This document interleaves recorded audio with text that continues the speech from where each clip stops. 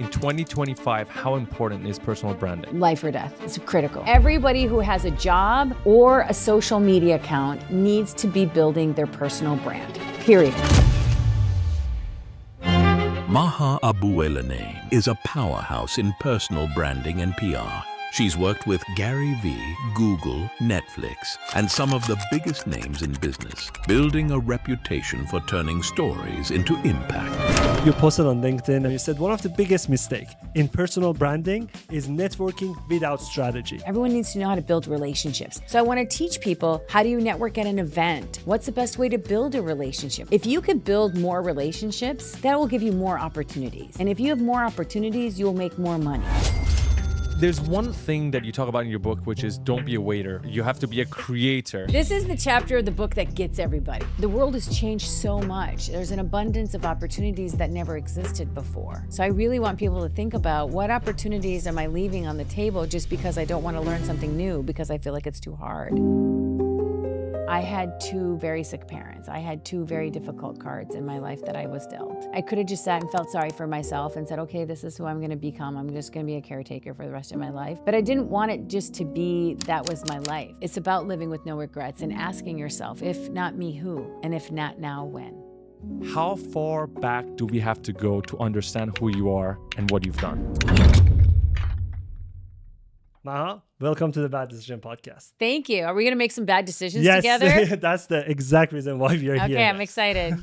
I want to give a little bit of context Yes. of how actually we got to know about you. Yes, I want to hear. It was a few years ago when you were working with Gary Vee. Yep. And at that time, we got to know you as a person who's expert in personal branding and PR. Yep. Until we read your book. Yep. It totally changed our perspective. Really? So when we started reading the book, it actually served as a checklist for me personally. It showed where I'm strong at, which I didn't know. Yep. And it showed where I'm weak at. And it was a great experience because I would go to Faraz and I was like, did you read this part? Do you know about this? I think we really need to work on that section together. And it was a lot of back and forth between me and him reading the book. So we've been frantically switching the book. You can see the yeah, paper. see all the Yes. pages are like dog-eared and everything marked. Yes, and the reason why I love the book, and I told you this before we started, is that when I saw the cover, I didn't really think about what I'm going to get into. I wasn't expecting What you get. Yes, exactly. And when I got into it, I realized that it's not just like a self-help book. You're not getting facts and figures. No. I'm getting to vicariously live through you and go through all of the struggles, all of the pain, and also understand how you overcame everything. Yep. And you can relate to so much of that. And because it's complemented with personal life stories, I can now relate to it and connect and see how I can change my life. Yeah. And I just love that. Thank you. But for the listeners who don't know about you or who have not read the book yet, Yep. how far back do we have to go to understand who you are and what you've done? Yeah, so I'll tell you, I'm born and raised in Minnesota. I grew up in a very small town, middle America, I was the only diverse kid in my class. Like, everyone is blonde haired and blue eyed. My name is Maha Abouelenin. I have an Egyptian name. I'm dark skinned, dark hair. Like, you stand right out. I stuck out like a sore thumb, right? And Yeah. this was before the internet existed, so everyone didn't really know much about Egypt except for like camels and pyramids, and so I was quite different, to say the least, and I really didn't like it. Like, I wanted to fit in like everybody else. And anyways, I grew up in Minnesota, had a great childhood, went to school, high school, college, graduate school. My mom got sick when I was 14. She got multiple sclerosis, and I was taking care of her and really just taking care of her while going to school and grad school and working. And then my parents had decided, my parents are both Egyptian, decided they were going to move back to Egypt after coming to the States to study and just spending like 30, 40 years in the US. And my mom was sick and I was taking care of her. So I moved back to Egypt with my parents.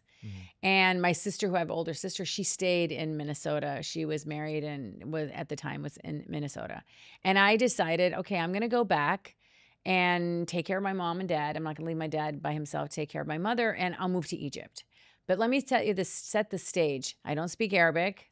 I don't have any friends. I have my cousin's friends. I don't know anybody. I'm 27, so I've been working for several years. I had a great job at General Mills, working in sports marketing.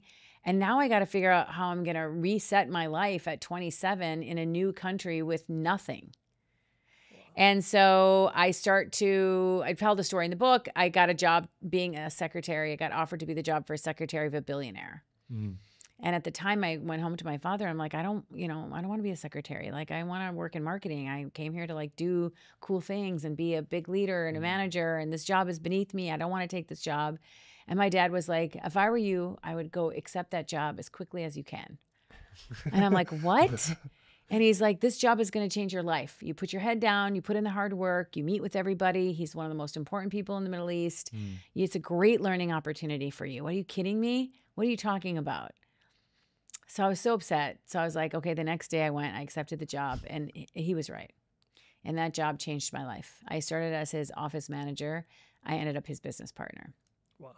And I learned how to network and build relationships and how Egyptian business works and what's the billionaire or chairman's office? How does that run? And how do you work with building and growing a team and loyalty and create relationships and bring value? And anyways, so I stayed in Egypt. I stayed in the Middle East. I went on from there, working with him, launched Weber Shandwick in the Middle East. He became my business partner.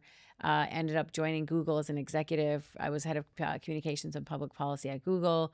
Then I launched Netflix in the Middle East. Then I worked in the office of the ruler of Dubai, the executive office. I worked for Karim, built their communications department.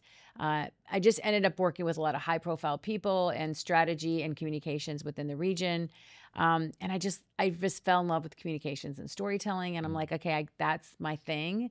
And I started my own consulting firm here in Dubai, and then I ended up doing this now for 20 years. I run communications for some of the most powerful people in the world, including the Gary Vees of the world. But I really love telling stories, building personal brands, helping people find it.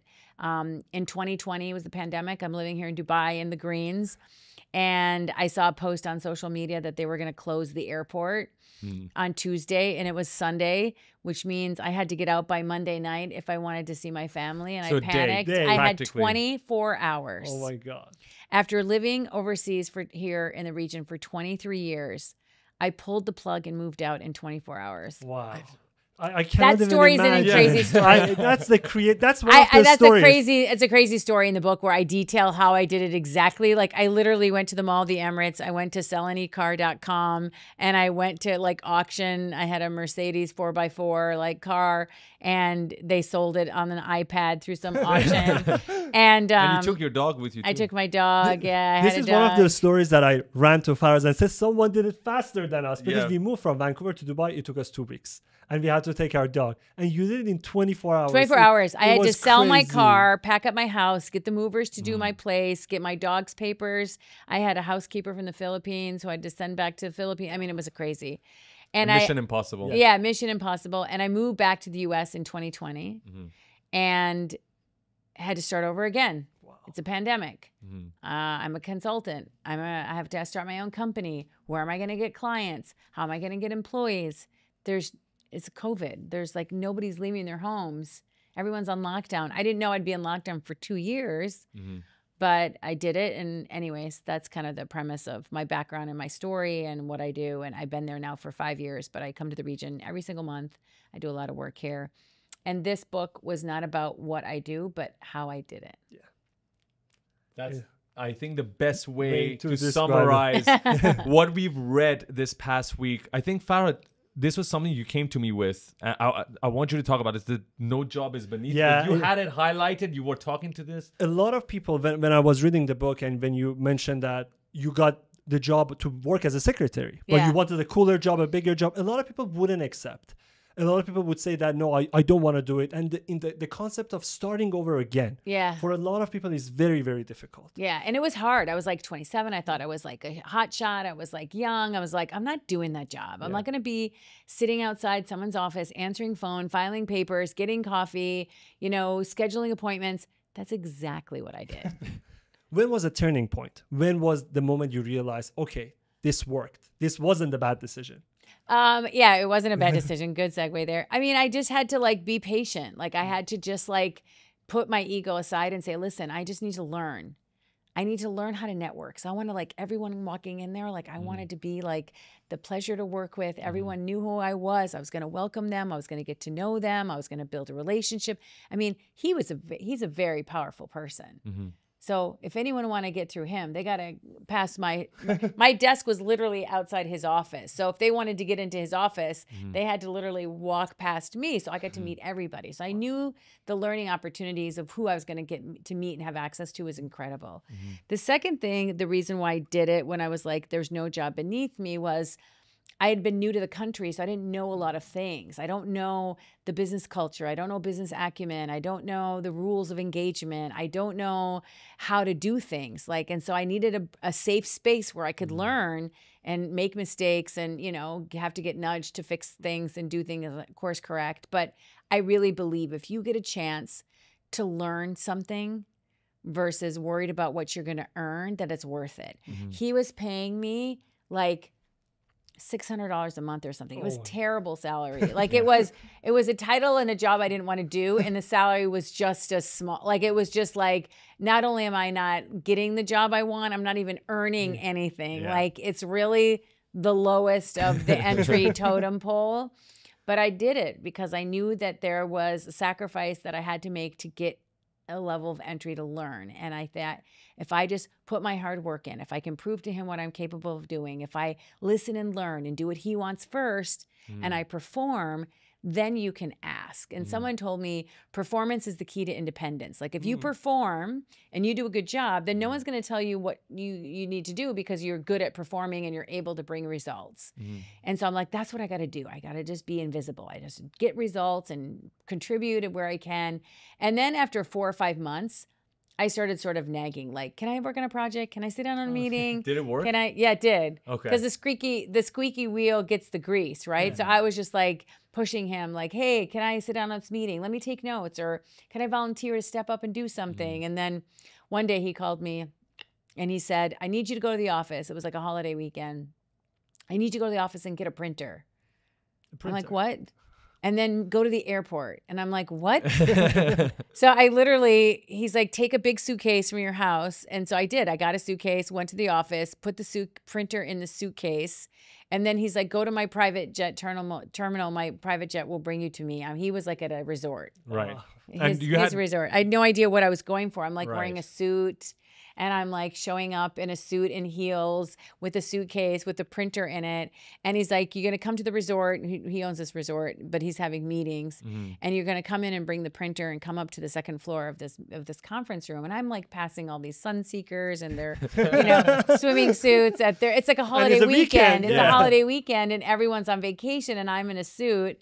You must have been a little bit envious of I was like, this is no fun. I'm definitely not here to sip cocktails and get a tan. I'm here to work. Yeah. And so I go in and there's mounds of paper and people working. They were doing due diligence for a company he was about to acquire.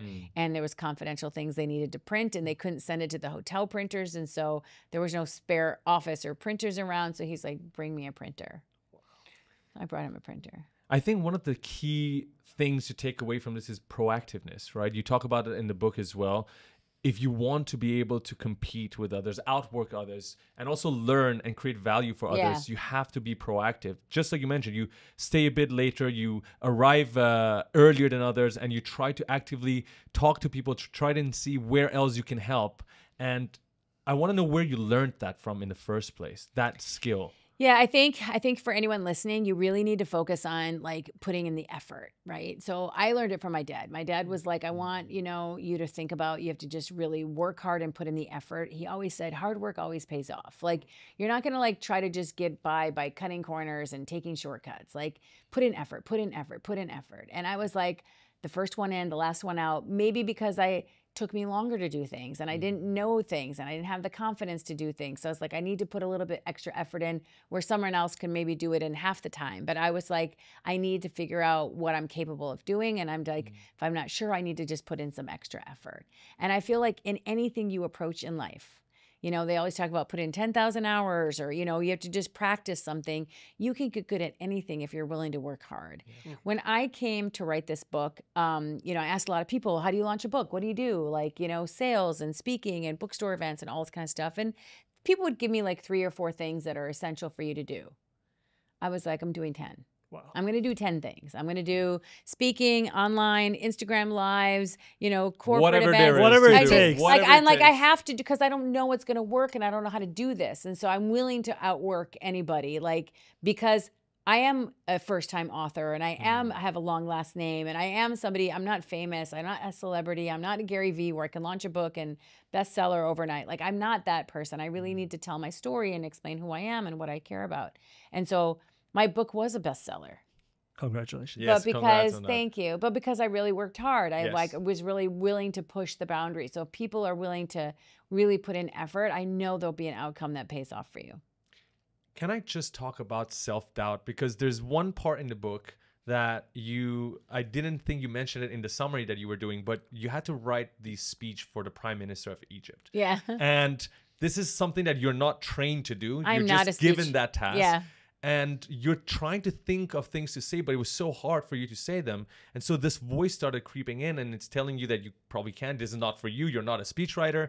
Then you started to put yourself in the position of the audience. Yeah. And that helped you have a flow state and then Yeah. write.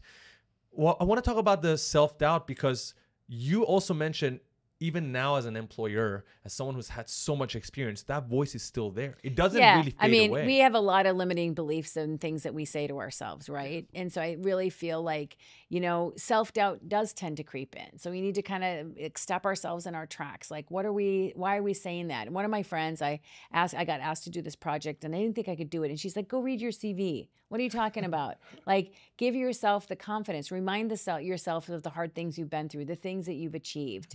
The antidote or the opposite of self-doubt is trying to have that confidence. And the only reason you can become confident is if you take action.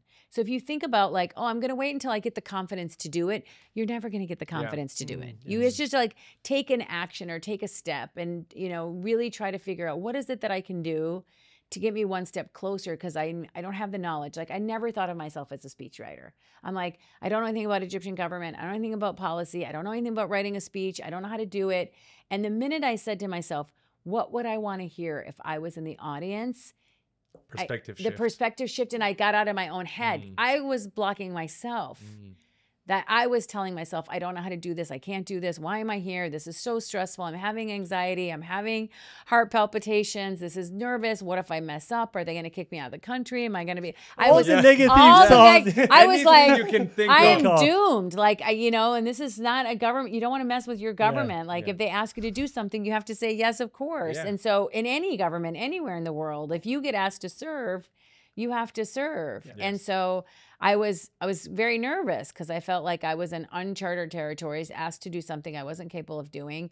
And then I wanted to just like take the information and go home and like sweat it out in my living room or my dining room. And they're like, no, you need to work here. The papers stay here. You stay here. You work the midnight oil here. And I was like freaking out. Wow. If you're enjoying this conversation, we just wanted to remind you that we come back to you every single Tuesday with another episode of the Bad Decisions podcast. It will be available on YouTube, Spotify, and Apple Podcasts. Now back to the conversation. Do you have self-doubt now when you want to start something Sometimes, new? Like of course. writing this book. Of Was it course. difficult? Of course, everybody faces it. It's nobody's immune to it, but it's how you like let it get in your way or let it like, okay, I've never done this before. I acknowledge it, but here's the thing. Instead of saying I can't do this, what about saying I'm figuring it out? Trying to like take the baby steps. Like that's the part about self-reliance that a lot of people think this book is about not needing other people. No, it's about having self-awareness of I don't know this stuff. I need to get help. Will you help me? Will you teach me what it takes to market a book? Will you teach me what it takes to do digital marketing? Will you help me learn about lead generation? Will you help me learn about the things I don't know? And that's what it's about. Like being able to ask for help and knowing where do you need it and who you can get it from. But you can only ask for help if you have a very strong and solid network. And you have to build that relationship for a very long time. And I love it because in the book, you explain how we can also build long-term connections, long-term interaction and relationship with people. And I thought we were looking long-term. We look at 1 year. When I read the book, 5 years, 10 10 years years, ahead. and without expectations. But I'm just talking about when you actually yield the results. Yeah, of those but depending on who relationships. you do it for. So like, I'm not saying let everyone take advantage of you and just put deposits in everyone's trust bank and just give. I'm saying like, be strategic about it. Like, I knew I really wanted to work with Gary, and I was like, okay, am I willing to like invest some time? Yes. Am I willing to invest a little bit of money to go on trips to meet him? Yes. How long? It was longer than I expected, obviously. I didn't like know a the year and a outcome. half. And you didn't I didn't know know the the outcome. Yeah. But I was patient, and I knew that I knew myself that if the ask was going to be to the point where I had to deliver results, I'm like, I can do that. Like, I know I can deliver results, but I just need to figure out what I'm going to deliver results in. I think the biggest thing about creating relationships and networks, one of the reasons why it's a rule of self-reliance, like, everyone needs to know how to do this. Everyone needs to know how to build relationships. What if we get into another pandemic? Who are you going to call for help? Am I going to say, oh, excuse me, can I have your network that you've spent your whole life building, and can I use it? You can't. No, but like, those are your relationships. You don't want to use and abuse them. You don't want to be transactional. So I want to teach people, how do you network on DM? How do you network on Zoom calls or in Teams through other people that you meet? How do you network at an event? What's the best way to build a relationship? What's the best way to keep a relationship? How do you follow up and follow through? Like, if you could build more relationships, that will give you more opportunities. And if you have more opportunities, you'll make more money. And if you make more money, you'll be able to do more things. So I think it's just a relative example of the importance of having relationships is not so you can use them for transactions, but so maybe you can open doors for other people or help create opportunities for yourself and others that matter to you. And I feel knowing how to be good at networking is so important. Totally agree. That's a skill a lot of people miss on. And we ourselves thought we're good until we read the book and realized no, not got good. work to do, because you also talk about going to events and having a plan of action. Not to use people, but just to know who you want to talk to, who do you want to communicate Before with. you go to an event, don't be taking time out of your schedule, whether you're traveling or going to somewhere in person, without having a game plan. So look at the website. Find out who's speaking.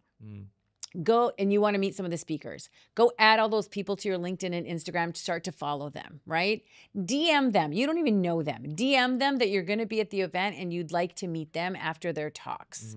So that you have something in their inbox already. So when you come to meet them, you can refer to it. Right. You know, don't talk to somebody before they're speaking. Always try to catch them afterwards. Post on social media that you're going to an event, so that signals to people you're going to be there in case other people might be there. So that they know, oh, you're going to be at that event, and anyone going to be there, people might see it that you didn't know saw it and will message you. You know, and then when you meet somebody, try to make an effort to connect with them and talk to them, and be specific if you have an ask. Or if you'd like to just take it and meet them and talk to them later, one thing I'll do is I'll come up to you and I'll say, hey, can we take a selfie together? And then now I take that picture. Let's say we connect on LinkedIn, or I take your phone number, we exchange numbers. I send you that photo. So now when you look in your phone or you look in your thing, my photo is in your thing. Yeah, that's Genius. so smart. No, And it works every time. It helps. And I say it's recall for me, but it's also recall for you. Because then you have a name and a face. And then when you talk to them, you should remind them of a trigger of a conversation or something you discussed. So you can like keep that common thing that you discussed to like say, hey, remember we talked about this, and then follow up and then always follow through. You know, you posted on LinkedIn about this, and you said one of the biggest mistake in personal branding is networking without strategy. Yeah. Showing up doesn't count. And I told Faraz immediately, that's what we do most of the time. He's like, No, because sometimes you think that, oh, I attended this event. Attendance is not actually important. If you attend, we got coffee at the event. We started waiting in line, just thinking about the fact that we're in the event, but we were not actually talking to people. Yeah, but then I even got there and I was like, so today I spoke at the Sharjah Entrepreneurship Festival and the Emirates Literature Festival, and I talk a lot about networking, and I'm like, if people were paying attention, they would have added me on LinkedIn and added me to their network, because then they can network with me and they can then DM me and say, I was at your event. I liked your talk. Here's what stood out to me. Then I'll start to have a dialogue with them, you know, because that's how you build a relationship, is you follow up and you follow through. Yes. And I think a lot of people find it difficult when it's in person.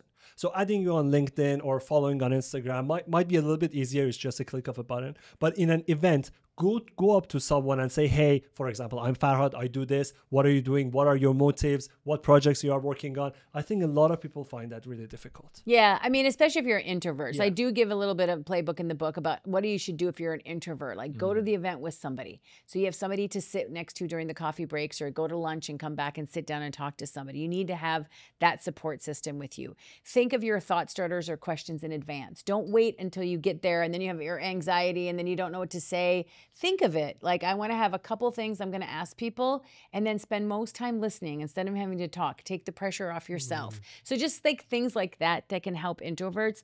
They should be making the most of these events as well. Some of the most successful people in the world are introverts. You think every outstanding entrepreneur and CEO is an extrovert? That's completely not true. And you've seen so many of them. So Yeah, you I would know more would than know. anybody else.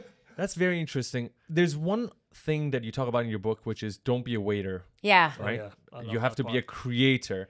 Can you elaborate on that a little Yeah, bit? this is the chapter of the book that gets everybody, right? Because they don't realize that they've been waiting, right? So the concept of don't be a waiter, it happened to me. A gentleman, a friend of mine, his name was Ala. He lived in Egypt, and he was like, Maha, you're a waiter. And I'm like, what? Who are you talking to? randomly Yeah. He kind of threw it at me. And I'm like, what? He's like, you're waiting. You're waiting for Mr. Right. You're waiting for your boss to give you that project that's going to make you a rock star because you think you deserve it, or you think you've earned it, that it's going to come in due time. So you're waiting for someone to anoint you, bestow this upon you.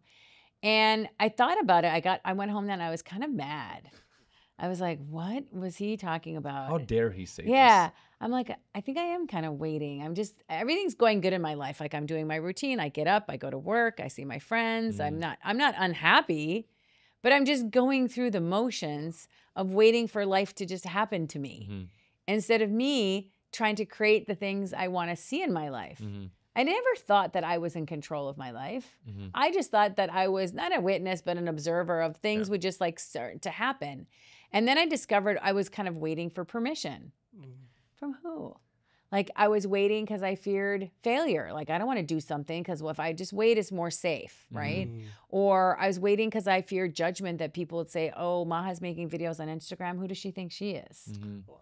I think a lot of people are facing A that lot of problem. people do that. It's like, yeah. well, it's a terrible way to live, that you don't do something because you're afraid of how other people view you, and they don't live your life and in your shoes, and you're only on this planet for so long. And see, a lot of people don't realize that they find themselves waiting until they get all the ducks in a row, waiting until they get more money in the bank account, waiting until they lose those 5 kilos. Like, what are you waiting for? Waiting for the New Year so that they can write it down in the resolution resolution Yeah. and not get it done. That's the problem I have with it. I think what I love about what you wrote in that chapter specifically is that you don't have to wait for a new month or a new week or a new year's to tell yourself, these are the things I want. It can start today. Yeah. And then you wrote about The Secret, the book. And when we saw that, you said, put your hands up if you read it. And Yeah. we actually have it behind you as well. My mother gave us that book a very long I time remember, ago. Yes. exactly. Yeah. Yes, and she told us we got to change our life. Like, this is the moment when we change everything. And the moment we started writing down what we wanted, I'm not joking, but almost all of it was Happened. manifested. Yes, everything. Might have taken longer Yeah. than we expected, and it came in different forms, but none of it was regrets. Everything that we wanted actually happened. That's so cool. First of all, I believe in the power of, we can create the things we want. So a lot of people would push back and say, well, Maha, I don't have the skills. I'm like, okay, well, then we need to work on getting those skills. Yeah. Or I can't create the life I want. I don't have the right experience. Well, now you have a strategy or a blueprint to go get that experience. It might take you 2 years, 1 year, 1 month, 6 years, but you have to have a plan to do it. Don't Yes. wait for someone to just like give it you the opportunity. So many people think that because they deserve things that they'll happen. I'm like, that might be true that you deserve it, but it's not just going to land out of your, out of thin air into your lap. And so I think a lot about trying to motivate people to create the things they want to see in their lives. If they need help, if they need skills, if they need experience, if they need relationships, what is it that you need to do with the things that you want? I could wait for someone to ask me to do something, or I can go up and say, hey, this is an opportunity I have in my mind. Can we try to go do it? I think it will change the perspective of a lot of people, because I think there is a potential in everybody, and people want to write books, make movies, quit their job, start a side hustle, but they always say, okay, next year, next month, but they never do it. And I love it when you connect the chapters. So one of the chapters is learning. Yeah. If we continuously learn new things and of course unlearn, which is I think an important part, it will help us to make decisions faster and quicker. 100%. I think that the rule number 4 is unlearn, relearn, and invest in yourself. And I think the most important thing you can do is invest in yourself. And learning is everywhere and it's for free. I can learn from hanging out with you guys. I can learn from listening to the podcast. I can learn from YouTube videos. If you have time to sit and watch Netflix every night, can you spare one of those nights to learn something? Yeah, of Can you course. spend 1 hour? Can you spare 20 minutes? Sunday mornings, getting up, going for a walk, listening to a podcast, doing something good for yourself. Because the world has changed so much. There's an abundance of opportunities that never existed before. And it's all because we have access to the internet, and the internet is for free. So I really want people to think about, what opportunities am I leaving on the table just because I don't want to learn something new because I feel like it's too hard? I saw a story yesterday, a guy who's like 65 years old who's just doing his own startup. Good for him. Yeah. Amazing. You can. Yeah. Age is not a number anymore that people are limited by. And we're living longer, we're living healthier, we understand more about longevity, we have access to information, tools. AI is speeding up tools and ways that in life in ways we never thought possible. It's never been a better time to be alive. I'm serious. No, totally agree. We have so much access to information, which is baffling to me because so many people wish they could learn more. They say it all the time. I wish I could do filmmaking. I wish I could start a new job. I wish I could start my own company. And everyone has the information, as you mentioned, but it's hard. It's for willing. people Are you willing to start. put in the effort to do it? The hours. You have to put the hours to learn. But another thing that I love about is the part that you have to unlearn.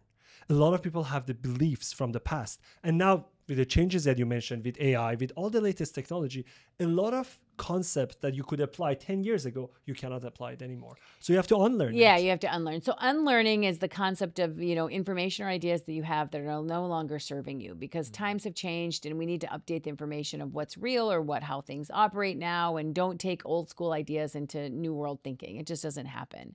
So think about, what is it that you want to unlearn? Like I gave an example of like hiring people, right?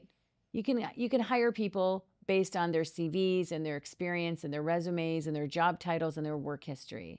That's how we always looked at hiring people, because we used to judge people. Where they went to school decided who they were going to become. Right? Your address was deciding who you were going to become. That stuff's out the window now. Yeah. Now I'm looking for mindset, skill set. I'm looking for empathy. I'm looking for kindness. I'm looking for adaptability.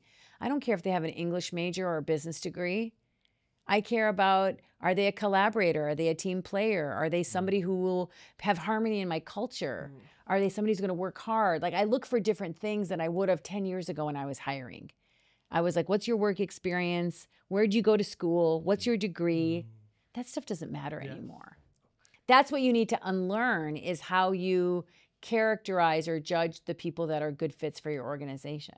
I mean, that's one example. Since you also brought up the concept of hiring and you work with so many people, you talked about personal branding. In 2025, how important is personal branding? Life or death. It's critical. For who? For everybody. Why? Everybody who has a job or a social media account needs to be building their personal brand. Period. It is your reputation. You need it for career mobility. You need it because AI is making us crave, storytelling, emotional intelligence, connection, trust. More than ever. More than ever. You need it because you want to understand how to build customer loyalty. You want to recruit the best talent. You want to have influence over people. You want to have the ability for people to fall in love and connect with you and your brand by getting to know you. People follow people. If anything that we've noticed, especially in the last U.S. election cycle, it's the rise of the personal brand and the fall of the institution. Yeah. Donald Trump's personal brand is stronger than the Republican Party. A very good example. Elon Musk's personal brand is stronger than Tesla or NASA or any of those. All of the companies, combined. That's what I'm talking about. Like, you think about, our behavior is, we connect with people. We connect with the stories that people create.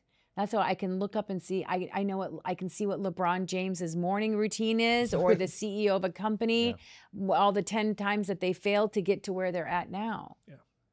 Nobody's a one-hit wonder. It takes a struggle and a struggle and a struggle. Nobody's an overnight success. Mm-hmm. So I really believe that the power of the personal brand is something that every single person's going to have to focus on, and every single person's going to have to know how to do it. It's a crowded market. It's a crowded space. How are you going to stand out? How are you going to be living in this competitive world? Mm-hmm. I'm not saying be a social media influencer. I'm not saying put your personal life out there. I'm talking about your thought leadership. What is it that you stand for? What are your values? My personal brand reflects my values. Mm-hmm. I'm a dog mom. I'm an auntie Maha. I love books. I love to play tennis. I love my business. I love communications. My personal brand is who I am, and I have to be authentic to me. I don't go on TV or go on social and be a persona of somebody I'm not. Mm-hmm.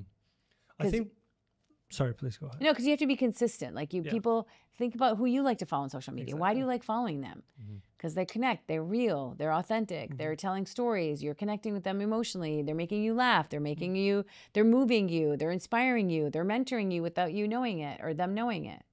What were you going to say? No, I wanted to say we are past that stage that I'm not good with social media. I don't want to post anymore. I shouldn't be posting my work. I think if you don't post on social media, especially if you're a freelancer, if you're working, you are not existent to other people. How they can discover you if you are not posting about it? Yeah, I mean, it's not enough to be like if you work at a company that only the people that work with you know who you are and what your skills are.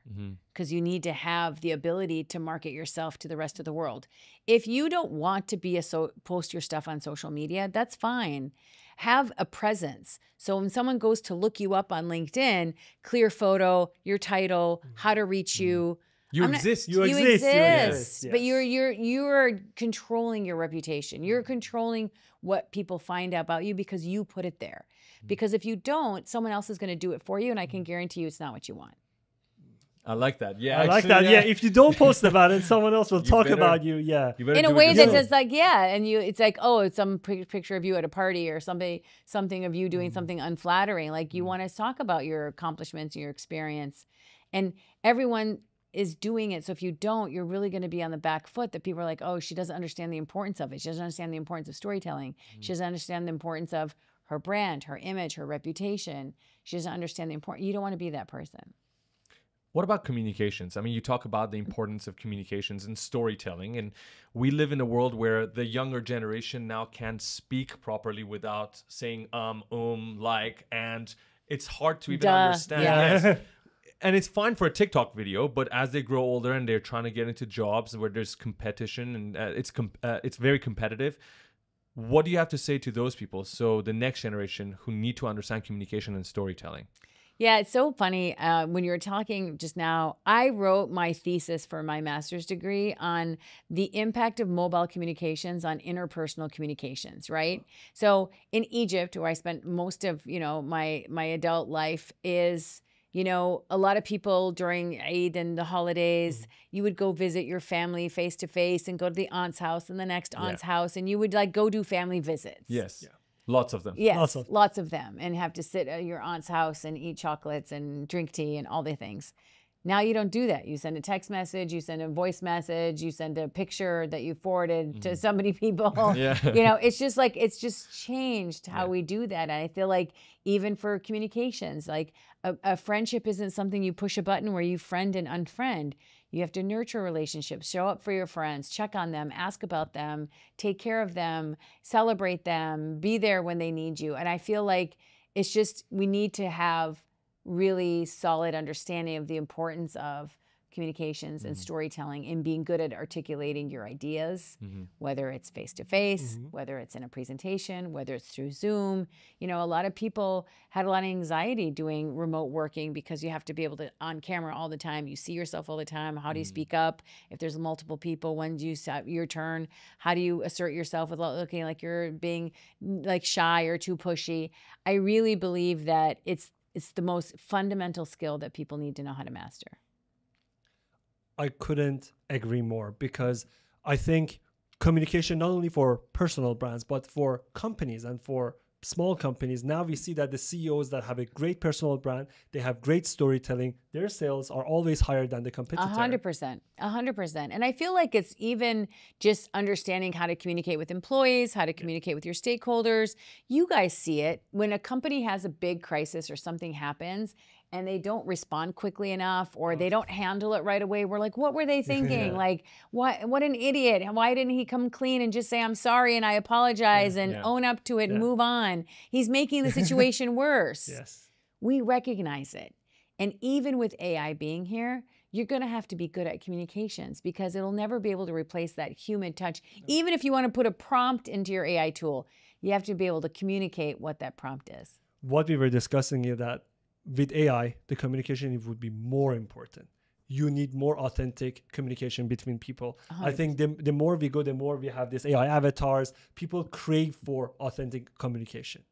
100%. And I feel like, look at just your own behavior. What are you willing to communicate or to relate to? Somebody has a story or somebody that you see, and you don't want the polished, produced thing. You want the real deal. The raw content. Raw That's what content. people prefer to see nowadays. Like Yeah. unedited, raw content, because you get to connect with someone, truly. Yeah. In your book, you mentioned that you have a tattoo that reads no regrets. On my back left shoulder, right shoulder. In Arabic. How do you In say that in Arabic. Arabic, actually? No regrets.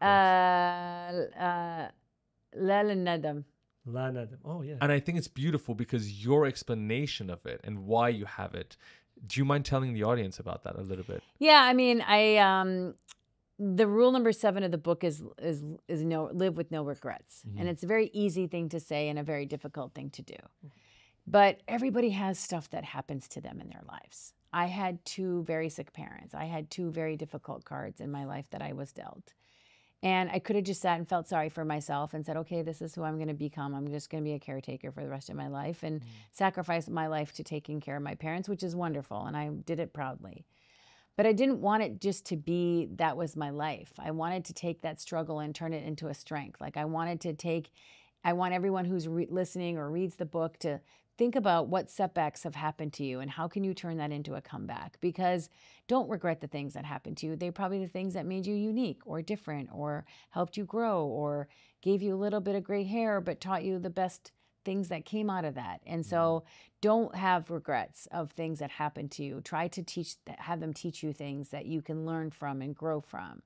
And but the story in the book is about my parents, about taking care of both of my parents who were very sick. And I just didn't want to have regrets that I didn't do all the things I wanted to do. And I wanted to make sure I took good care of them.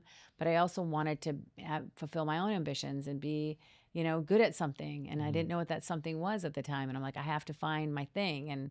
And luckily I did. But it's about living with no regrets and asking yourself, if not me, who? Like, why are you capable of doing it? Why can't I do it? And if not now, when? But how would you talk to yourself in that time? Because when we read that chapter, it is very moving.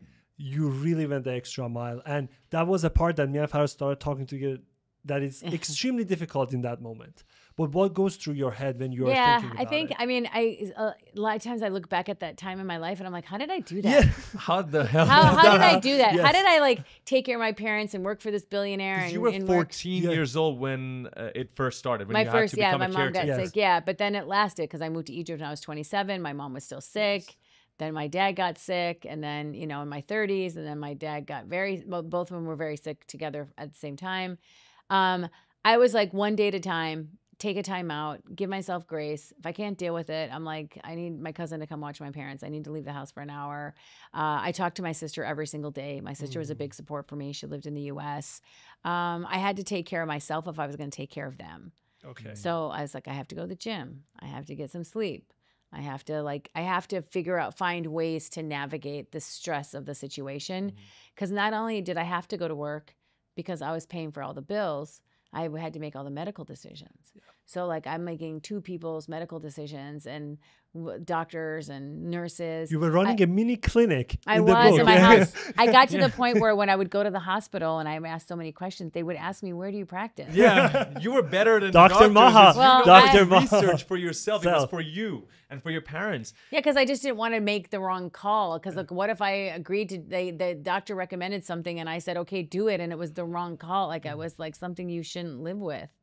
You know, the thing is, I mean, put the money aside, put the time aside. It's just the idea that your brain is occupied with your parents at least 50% of the time, even when you're working. And yet you managed to become so freaking successful. That's the part where me and Farah really admired what you did.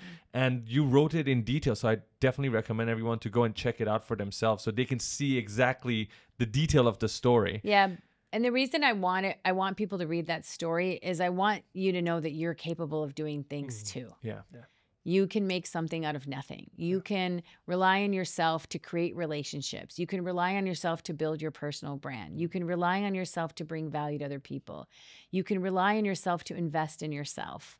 And I think if I would have been waiting for people to invest in me and to bring value to me and to build relationships to me and to build my reputation, I would be waiting a very long time.